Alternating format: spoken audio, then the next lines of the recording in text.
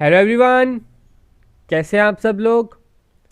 तो आज हम लेके आए हैं सिंप्लीफिकेशन सेकंड पार्ट, जिसमें हम प्रीवियसली आस्क्ड क्वेश्चन पूछेंगे। लास्ट वीडियो में भी हमने 10 मार्क्स की जो आपकी सेक्शन रहती है सिंप्लीफिकेशन की, स्पेशली क्लरिकल एग्जाम में, वो हमने डिस्कस किए थे प्रीवियसली आस्क्ड क्वेश्चन। आज नेक्स्ट 10 क्वेश्चन डिस्कस करेंगे और उससे बेस्ट वे बताएंगे कि इसके कम से कम मिनिमम टाइम में कैसे सॉल्व किया जाए। चलो बिना टाइम वेस्ट करते आगे बढ़ते हैं। जैसे कि आपको स्क्रीन पे दिख रहा है आपका फर्स्ट क्वेश्चन, फर्स्ट पार्ट क्या बोल रहा है, आपने इसे अपनी नोटबुक पे नहीं उतारना जब भी आप सॉल्व करने लगो। ये मैं आपको समझाने के लिए उतार रहा हूं, जितना आप मन में कर सको उतना बेटर है। तो जैसे पहला पार्ट लिखा हुआ है 556 माइनस 441 प्लस 223 माइनस 112। ये है तो एडिशन और सब्ट्रैक्शन से ही बना हुआ है। बच्चे कह रहे होंगे बड़ा इजी है, लेकिन बड़े से स्टूडेंट आप इसमें 25 to 30 सेकंड वेस्ट कर दोगे। ये विद इन 7 to 8 सेकंड में करने वाला क्वेश्चन है। तो ध्यान से देखिएगा, पहले आप इसके ऑप्शन देखिए। ऑप्शन है 262, 222, 226, 266। आप इधर देख रहे हो आपका जो 100 वैल्यू है वो आपकी सेम है, 2, 2, 2 एंड 2। इसलिए हम इसमें यूनिट मेथड्स को नहीं पकड़ेंगे, हम यूनिट प्लस टेंस वालों को पकड़ेंगे, उन्हीं को माइनस करेंगे। जैसे कि आपका आता है 56 माइनस 41, आपका हो जाएगा 15, 15 प्लस 23 38, 38 माइनस 12 26। तो जो 26 वाला ऑप्शन है वो आपने चुन लेना है, date is C1। 226 is your right answer, C. अगर आप करने जाते 556 इंटू 441, उसमें थोड़ा सा एक्स्ट्रा टाइम लगता, प्लस 223 करते उसमें और एक्स्ट्रा टाइम लगता, माइनस 112 करते और एक्स्ट्रा टाइम लगता। तो सिंपल आपने उधर ऑप्शंस में देखा कि आपका जो 100 टर्म्स हैं वो आपकी सेम है, जैसे 2, 2 एंड 2 सभी में 2 थी। तो इसलिए हमने इसमें क्या किया, सिर्फ और सिर्फ वंस और टेंस वाले पकड़े। 56 में से 41 माइनस किया, फिर प्लस 23 किया, प्लस 12 की माइनस 12 किया, तो आपका आंसर आ गया। होप कि क्लियर होगा। अब बढ़ते हैं अपने सेकंड क्वेश्चन की ओर। सेकंड क्वेश्चन क्या कह रहा है आपकी स्क्रीन पे जैसे है। सेकंड क्वेश्चन कह रहा है 75% of 280 minus 24% of 45 is equal to. अब आप सभी को याद होगा मैंने परसेंटेज कराया था सबसे पहले। आप ऊपर आई बटन है, उधर आपको क्वांटिटेटिव एप्टीट्यूड की पूरी प्लेलिस्ट मिल जाएगी। तो उसमें सबसे पहले हमने आपको परसेंटेज ही कराया था। तो परसेंटेज की हमने कुछ बताई थी, ये आपको कुछ याद करनी पड़ती है। जैसे कि 75%, 75% किसके बराबर है, 3/4 के बराबर है। 75 की जगह मैंने 3/4 लिख दिया, माइनस जो ये 24% है ये आपका होता है 25% माइनस 1। यही हुआ ना, 24 में 24 क्या होता है, 25 में से 1 काटे। मैं इसकी इक्वेशन ये मन में ही कर लूंगा, ये आपको बस समझाने के लिए लिखी है मैंने, बाकी मैं मन में ही कर लूंगा। 4 के टेबल में कट जाएगा, 70,000 और 73,000 हो जाता है 210। इतना तो सॉल्व भी हो गया 210 माइनस। अब मैं क्या करूंगा, 25% कितना होता है, 25% मुझे पता है 1/4 होता है, और जो 1% होता है वो क्या होता है, 45 में 2 डेसिमल 2 पॉइंट लगा देना होता है, मतलब 0.45। मतलब कि ये आपका 1% आ गया। अभी मैंने 25% निकालना है, तो 25% क्या रहता है, 1/4 इंटू 45। तो ये आपका कट जाएगा, 44 होता है 11,000, 11.25, 11.25। ये आपका बच गया 210 माइनस 11.25 में से 0.45 काटा, तो आपका आ जाता है 10.80, 80 आप बोलते हो जिसे। 210 में से 10 काटे या आप 11 काट लो, तो आपका बचता है 199, और 0.20 इधर बच रहा है, 0.20 इज योर आंसर। तो ये कौन सा ऑप्शन है, 199.2 that is C option. Hope की क्लियर होगा।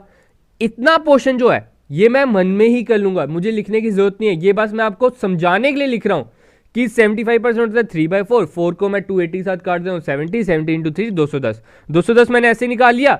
45 का भी मैं 25% मन में ही निकाल लूंगा, 11.25 होता है। 25% क्या होता है, चौथा हिस्सा 1/4, तो 11.25 उसमें से 0.45 काट दे 10.80। मुझे बस ये लिखने की जरूरत थी, थोड़ी सी कैलकुलेशन, ये थोड़ी सी डिफिकल्ट थी, ज्यादा डिफिकल्ट नहीं थी, बाकी इसमें से काटा तो माइनस कर दिया।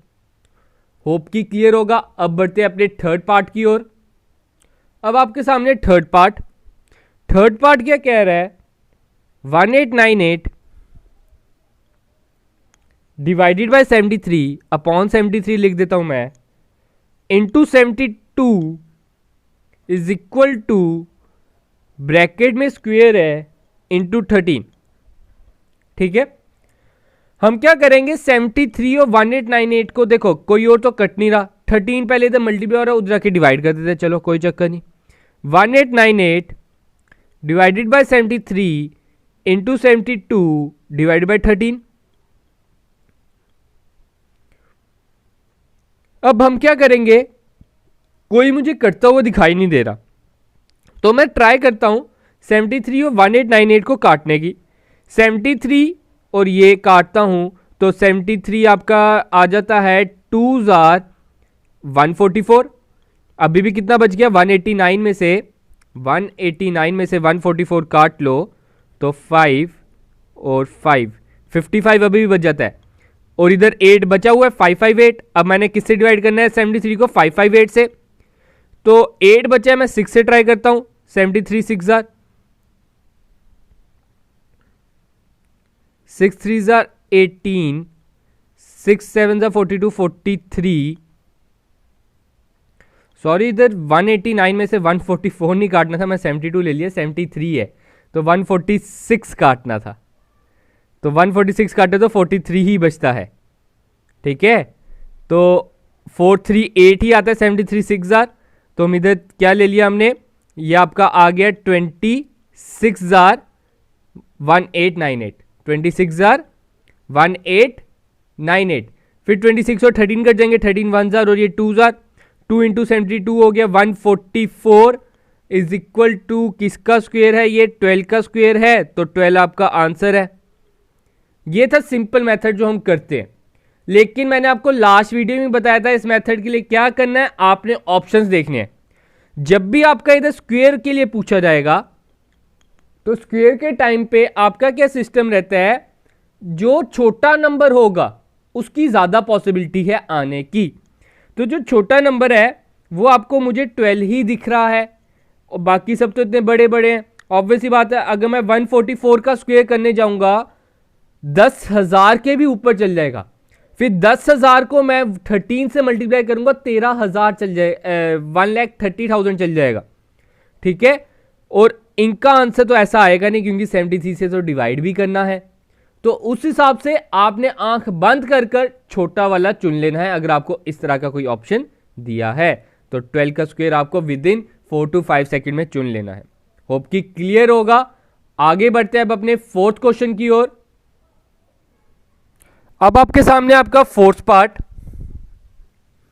क्या कह रहा है, 348 divided by 29 into 15 plus 156 is equal to, किसका ये क्यूब है, प्लस 120। मैंने आपको बताया था जब भी ऐसा आएगा क्यूब या स्क्वायर होगा, कोई छोटा नंबर होगा, लेकिन मैं ऑप्शन देख रहा हूं इधर तो सारे ही छोटे दिख रहे हैं, नहीं दो छोटे दिख रहे हैं, 6 और 9। 35 का क्यूब तो बहुत ऊपर चल जाएगा, 12 का क्यूब चलो कुछ हद तक हो भी सकता है, नहीं भी हो सकता है। तो चलो हमारे पास दो ही ऑप्शन बचे हैं, 6 या 9। चलो देखते हैं सॉल्व कर कर इन दोनों में से कौन सा आएगा। 348 अपॉन 29 लिखूंगा मैं, इंटू 15 लिखूंगा, प्लस 156 लिखूंगा, और माइनस 120 लिख देता हूं, और ये किसका क्यूब है। ठीक है, यही करूंगा। फिर उसके बाद इन दोनों को डिवाइड करूंगा। मैक्सिमम चांसेस होते हैं ये डिवाइड हो जाएंगे, प्रॉपरली हो जाएंगे, जैसे कि 29 1 जार ये आ जाएगा, और फिर भी 5 बच जाएगा, 58 बच गया। 58 जब बच गया, 58 आपका 2 जार हो जाता है, तो ये 12 जार हो गया। होप कि क्लियर होगा। अब हमारा बचता है 12 इंटू 15। 12 इंटू 15 आपका होता है 180 प्लस 156 माइनस 120। अब ये किसका क्यूब है? इसमें थोड़ा सा टाइम हम अपना बचाएंगे। क्या मेथड यूज करके? यूनिट वाला मेथड यूज करके। प्लस और माइनस वाले में यही खासियत है। या अगर किसी को 12 इंटू 15 में भी थोड़ा टाइम लगता है, मुझे तो 12 इंटू 15 पता है, क्योंकि आपको थोड़े वो मल्टीप्लिकेशन भी आनी चाहिए, 15 के टेबल पूरा आना चाहिए, 15 तक 18 तक भी आना चाहिए। तो इधर आप देख रहे हो 2 इंटू 5 होता है 10 होता है, तो 0 लगा सकते हैं। 0 प्लस 6 आपको हो जाएगा 6। 6 में से 0 काटे 6 ही बचेगा। यूनिट मेथड की बात कर रहा हूं, ये जो मैंने लास्ट वीडियो में समझाया था। हम इसमें क्या करते हैं? यूनिट वाले वैल्यूज को ही पकड़ते हैं। जैसे 0 प्लस 6 क्या होगा? 6। 6 में से 0 काटे 6, तो जिसके आंसर में एंड में 6 होगा वो आपका आंसर होगा। लेकिन इधर क्यूब की बात हो रही है। 6 किसके क्यूब के एंड में होता है? वो 6 इटसेल्फ होता है। 6 के क्यूब के ही एंड में तो 6 होता है ना? तो इसका आंसर भी क्या आएगा? 6 वाली टर्म ही आएगी। या तो 6 आएगा, या तो 16 आएगा, या तो 26 आएगा, या तो 36 आएगा, या तो 46 आएगा, एंड सो ऑन, ऐसा ही आएगा। तो इधर हमारे पास एक ही ऑप्शन है, दैट इज 6। ठीक है, that is B option is the right one. Hope कि क्लियर होगा। यूनिट मेथड से निकाला, ये कितना टाइम बचेगा आप खुद रियलाइज करोगे। नेक्स्ट क्वेश्चन पकड़ते हैं अपना, फिफ्थ क्वेश्चन। फिफ्थ क्वेश्चन क्या कह रहा है? अब आपके सामने आपका फिफ्थ पार्ट। फिफ्थ पार्ट क्या कह रहा है? 64 raise to power 12 divided by 4 raise to power 15 is equal to 64 question mark. इसकी रेज टू पावर क्या आएगी? हमने ये निकालना है। ये भी सिंपल क्वेश्चन है। अब बड़े से स्टूडेंट्स इसे क्या करेंगे? 64 को ऊपर 12 बार लिख लेंगे और 4 को नीचे 15 टाइम्स लिख लेंगे, तो वो गलत प्रोसेस है। आपने क्या करना होता है? ये जो दो पार्ट होते हैं, जितने भी होंगे, 3 भी हो सकते हैं, उसे जो आपका इज इक्वल टू के आगे है उसकी टर्म्स में लिखना होता है दोनों को। बाकी आपको एक्सपोनेंट के लॉस पता होने चाहिए। ठीक है, जैसे कि मैं लिख सकता हूं 64 रेज टू पावर 12, ये तो पहले का ही 64 है, हमें 64 बनाना था, डिवाइडेड बाय, आपको पता है 4 रेज टू पावर 3 होता है 64, 4 का क्यूब होता है ना 64, तो मैं ऐसे अगर 4 रेज टू पावर 3 इंटू 5 लिख दूं, कोई गलती? क्योंकि 3 इंटू 5 तो 15 होता है, 3 इंटू 5 क्या होता है? 15, तो मैंने उसे उसके अकॉर्डिंग लिख दिया। 64 raise to power 12 divided by 4 raise to power 3 होता है 64, और बाहर बच गया 5। अब आपको लॉ पता होगा। लॉ आपका कहता है अगर आपके बेसिस सेम है, अगर आपके बेसिस सेम है, then powers are subtracted in case of division. In case of division, तो 64 12 में से हम 5 माइनस कर देते हैं, तो 64 raise to power 7 is your answer, that is D option. D option आपका सही आएगा, 7 इसकी सही पावर है। होप की ठीक समझ आया होगा। एक बार फिर से समझा देता हूं। आपने क्या करना होता है? 64 है, 64 के टर्म्स में ये लिखना होता है। अगर बाय चांस इधर मैं सपोज करता हूं 6 होता, तो मैं इसको चेंज नहीं करता, मैं 64 को चेंज करता, 64 को मैं 4 के टर्म्स में लिखता। ठीक है, फिर उसके बाद आपको सॉल्व कर देता। और आपको ये लॉ जरूर पता होना चाहिए, जब बेसिस आपके सेम है, powers are subtracted in case of division. अगर मल्टीप्लिकेशन होता है, पावर्स आर एडेड। तो अब आगे बढ़ते हैं अपने 6 क्वेश्चन की ओर। अब 6 क्वेश्चन क्या कह रहा है? बड़ा अच्छा क्वेश्चन है ये, बच्चे इसे देख के घबरा जाते हैं। तो 6 क्या कह रहा है?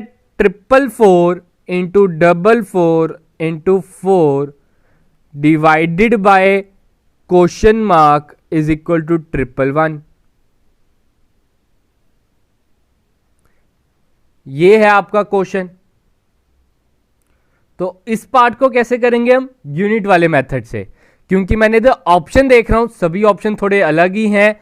तो इसमें हम क्या करते हैं, यूनिट मेथड 4 इंटू 4 इंटू 4 करते हैं।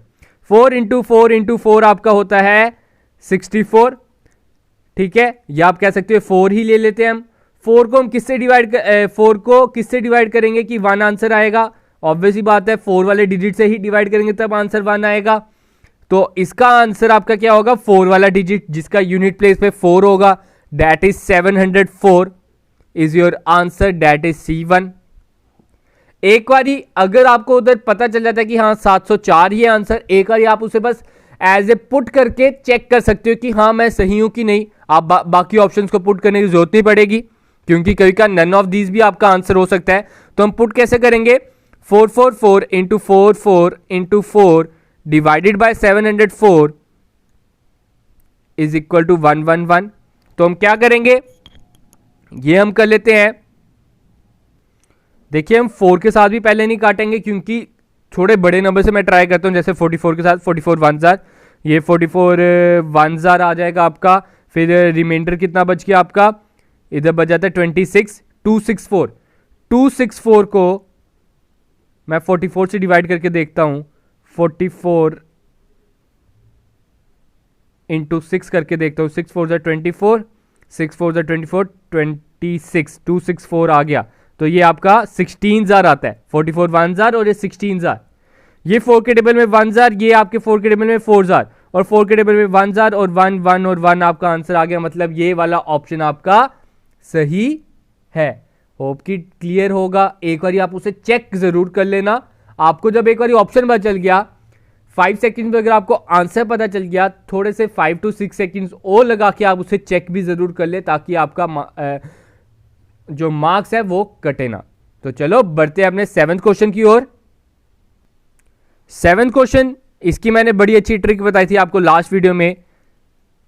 3 raise 2/7 minus 2 1/14 minus 1 1/14 minus 1 1/7 is, या माइनस डाल लेता हूं इधर आके माइनस ही होगा, 2 raise to power 1/13 question mark. ये आपका, मैंने आपको इसकी क्या ट्रिक बताई थी? आपने सबसे पहले ये जो होल नंबर्स हैं इन्हें कन्वर्ट करने की कोई जरूरत नहीं है, इन्हें अलग सॉल्व कीजिए। 3 में से 2 काटे 1, 1 में से 1 काटे 0 ही बच जाएगा, 1 में से 1 काटे तो -1 आ गया, -1 में से -2 काटे तो -3 आंसर आ गया। तो देखते हैं -3 वाला कोई ऑप्शन है। -3 वाला तो मुझे इधर कोई ऑप्शन ही नहीं दिख रहा, तो इधर से ही हमारा आंसर गलत। तो हम इधर चुन लेंगे none of the these, that is E option. Hope कि क्लियर होगा। आगे निकालने की कोई जरूरत नहीं है, विद इन 5 सेकेंड। मेरे हिसाब से इसको आपको कॉपी पे लिखने की भी जरूरत नहीं थी, आप स्क्रीन पे ही पढ़ के इसे सॉल्व कर सकते थे। तो अब हम बढ़ते हैं 8th क्वेश्चन की ओर। 8th क्वेश्चन क्या कह रहा है? 8th क्वेश्चन जनाब कह रहे हैं 3/4 इंटू, ऑफ की जगह मैंने इंटू लगा दिया, 1/2 इंटू 2/5 इंटू 5020 क्या आएगा? ठीक है, ये बोल रहे हैं जनाब। पहले ये 2 और 2 तो मैं मन में ही कैंसिल कर लूंगा, इसका कोई काम ही नहीं बचेगा। फिर मैं जो शीट पे सबसे पहली चीज लिखूंगा वो मैं लिखूंगा 3/20 इंटू 5020 और 0 को भी कैंसिल कर दूंगा, और ये आपका कट जाएगा 251 जार। 251 को 3 से मल्टीप्लाई किया, 3 इंटू 1 होता है 3, तो इधर 3 वाला ऑप्शन एक ही दिख रहा है, तो 753। चाहे आप इसे मल्टीप्लाई भी कर सकते हो, मल्टीप्लिकेशन आसान ही है इसकी। 3 इंटू 1 यूनिट मेथड, तो डी ऑप्शन इसका सही आंसर है, दैट इज D1 753। होप की क्लियर होगा। अब बढ़ते हैं अपने 9th क्वेश्चन की ओर। अब आपका 9th पार्ट क्या कह रहा है? 0.8 into 888 divided by 80 into 18 is equal to question mark. ये आपका कह रहा है। अब हम 9th पार्ट में क्या करेंगे? 8/10 लिख लेता हूं इसे। थोड़ा सा टाइम लगेगा इसमें, कोई चक्कर नहीं, फिर भी हमारे पास 35 सेकंड्स होते हैं, एक क्वेश्चन के लिए 36 सेकंड होते हैं, बल्कि फिर भी उससे कम टाइम में हम करेंगे। अपॉन 80 इंटू 18, 8 1 जार, ये 10 जार। ठीक है, हमारे पास क्या बच गया? 888 इंटू 18 अपॉन 100। अब आप नीचे ऑप्शन देख रहे हो सारे पॉइंट में, इसलिए मैंने 100 को नहीं काटा। मुझे पता है जो भी आंसर आएगा उसके मैं 2 पॉइंट के बाद 2 के बाद पॉइंट लगा दूंगा। मैं इधर मल्टीप्लाई भी नहीं करूंगा, मैं क्या करूंगा सिंपल, मुझे पता है 8 8 क्या होता है 64, मतलब यूनिट प्लेस पे आपका 4 आएगा, इधर पता नहीं मुझे क्या नंबर आएगा और इधर पॉइंट लग जाएगा। 2 के बाद पॉइंट लगना है ना, तो इधर मुझे एक ही ऑप्शन दिख रहा है, डेट इज 159.84। तो 159.84 इज द करेक्ट आंसर। 4 वाला एक ही आंसर मुझे दिख रहा है। ठीक है, आपने इसे सॉल्व करने की कोई जरूरत नहीं है, आप 2 बार इसे मल्टीप्लाई करने बैठ जाओ 888 इंटू 18, तो उसमें आप टाइम वेस्ट कर दोगे, आपको पता है ये आपका टाइम कंज्यूमिंग रहेगा। तो अब आगे बढ़ते हैं अपने 10th पार्ट की ओर। 10th पार्ट क्या बोल रहा है, 25% of 432 plus 50% of 176 into minus 10 is equal to किसका ये स्क्वायर है, -10। मैंने जब बोला इधर स्क्वायर होगा तो छोटा नंबर आएगा, इधर तो मुझे सारे छोटे मिल रहे हैं, तो ये वाली स्कीम मेरी कैंसिल होती है। बाकी अब 25% क्या हो गया, 1/4 इंटू 432 प्लस 50% ऑफ 176। 50% ऑफ 176 आपका होता है, 50% आपको पता होना चाहिए आधा, 50% होता है आधा। 176 का आपका आधा क्या होगा, 88। मैं सिंपल मन में ही कर लूंगा कैलकुलेट, उसका आधा करना है तो 88 आ जाएगा। और ये जो -10 और -10 है, ये जनाब तो इनका कोई काम ही नहीं है, इन दोनों को कैंसिल आउट कर दो। एक इज इक्वल टू के इस तरफ है, एक इज इक्वल टू के इस तरफ है, तो इन्हें सॉल्व करने की जरूरत ही नहीं है। तो मेरे पास बच गया ये। तो क्या करेंगे, 4 के टेबल में 1 जार, 4 के टेबल में 10 जार, तो 32 बच गया 108। अब 108 प्लस 88 किया तो आपका बन जाता है 196। और 196 किसका स्क्वायर है, वो जनाब स्क्वायर है 14 के। तो 14 is your right answer, that is A option. क्या आंसर है इसका, ए। होप कि आपको अच्छा लगा होगा, आपने इसे खुद ट्राई किए होंगे पहले क्वेश्चंस। आप क्या करें, सबसे पहले टाइमर लगा लिया करें, फिर से आप एक बार वीडियो देख सकते हैं, अपने आप को फिर से क्रॉस चेक कीजिए कि मुझे कितना टाइम लगता है इन क्वेश्चंस को सॉल्व करने के लिए। उसके बाद जो मैं ट्रिक बता रहा हूं आप उससे ट्राई कीजिए। अगर तो आपके पास अपनी कोई ट्रिक है जिससे आपको लगता है कि मेरे लिए ये ज़्यादा बेनिफिशियल है, तो आप वो भी यूज़ करें। ये मैं सिर्फ अपनी ट्रिक्स या अपना एक्सपीरियंस शेयर कर रहा हूं आपके साथ, क्योंकि सभी का ऐसा नहीं होता कि सभी को पता होगा इसे कैसे सॉल्व करना है। ये आप पे डिपेंड है कि आपको कौन सी ट्रिक से आसानी लगती है, क्योंकि different people have different taste. आप सभी को पता है, हम एम इन लाइफ वाले ऐसे में करते थे, तो ये चीज़ आपने याद रखनी है। तो आज के लिए हम वीडियो इतनी रखते हैं। अगर आपको वीडियो अच्छी लगी हो please like share and subscribe our channel. तो thank you guys, have a good day and enjoy day guys.